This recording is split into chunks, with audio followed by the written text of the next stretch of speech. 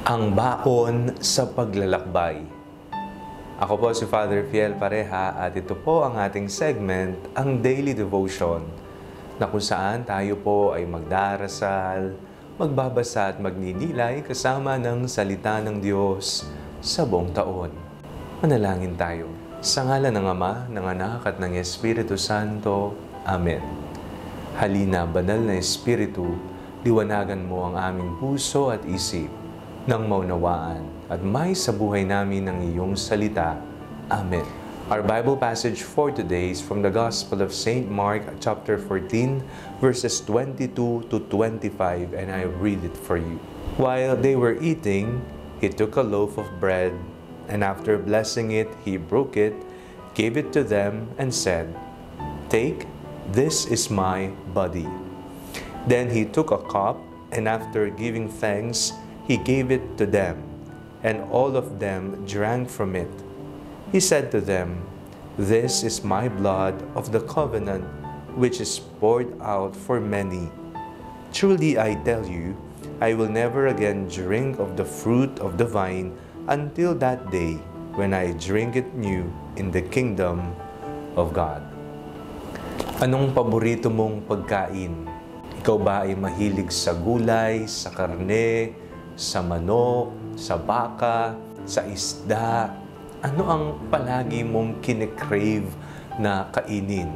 Nauuso po yung cravings kahit na hating gabi na, kapag nag-crave ka ng isang pagkain, talaga namang hindi ka mapapakali hanggat hindi mo ito nakakain. Craving, yan ang hinaing ng ating sikmura sa tuwing tayo ay may nais na kainin. Kapag tayo ay gutom, nilalamnan natin ng pagkain ng ating tiyan. Inalagaan natin ang ating katawan, hindi natin ito pinapabayaan. At syempre, ang ating mga kinakain ay nakatutulong para maging healthy ang ating katawan. Kung ating pong binibigyan diin at pansin ang pagiging healthy ng ating katawan, kumusta naman po ang ating kaluluwa? Healthy po ba ang iyong kaluluwa? Ano-anong mga bagay ang iyong ginagawa upang masabi mong, "Naku, Father, ako po mayroon akong healthy soul." Ngayong linggong ito, pinagdiriwang po natin ang solemnity of the body and blood of our Lord Jesus Christ. Ang misa para sa ating mga Katoliko ay ang pinakamataas na antas ng panalangin. Sa banal na misa, tinatanggap natin ang Panginoong nag-aalay ng kanyang sarili. Napakinggan po natin sa ating binasang ebanghelyo sa araw na ito. While they were eating, he took a loaf of bread and after blessing it, broke it and gave it to them. Masdan po ninyo ang kanyang sinabi, "Take, this is my body." Kunin nyo ito ang aking katawan. Yun po yung sinabi niya sa tinapay na kanyang binasbasan at hinati. At sinabi naman niya, then he took a cup, and after giving thanks, he gave it to them, and all of them drank of it. He said to them, "This is my blood of the covenant, which is poured out for many." Ito ang aking dugo. Tayo po ay tumutupad sa utos ng Panginoon na do this in remembrance of me. Gawin nyo ito bilang pag-alaala sa akin. Hindi po sinabi ni Jesus na ito ang simbolo ng aking katawan na dugo. It is not a symbol.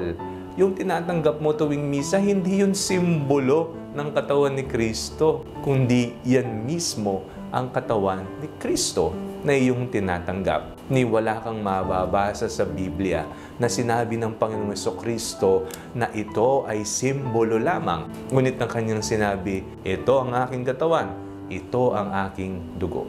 Ang Eucharistia ay ang ating baon habang tayo ay naglalakbay dito sa mundo. Tandaan po natin na mayroong katapusan ang ating paglalakbay dito sa mundo. Di po natin alam kung kailan tayo matatapos, kung kailan tayo mawawala dito sa mundo. Pero isa po ang sigurado, mapapanatili po nating malusog ang ating kaluluwa sa ating paglalakbay dito sa mundo kung ating patuloy na tinatanggap ang tinapay ng buhay, ang nagbibigay lakas sa atin, ang nagbibigay pag-asa sa atin, si Jesus sa tinapay at alak. Manalangin tayo.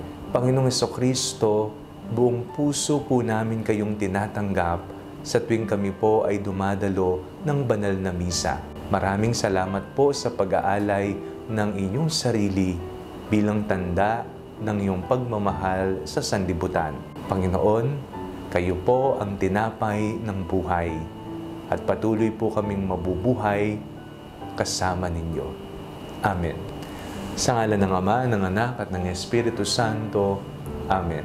Huwag po ninyong kalimutang i-like ang video ito, mag-comment po kayo, and share it with your family and friends. Ang Panalangin Bago Matulog ay may sariling Facebook page na po.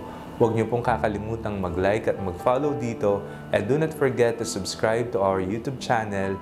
I-click nyo lamang po ang link na nasa description ng video ito, o kaya naman po, just search Father Fiel Pareha. God bless you po.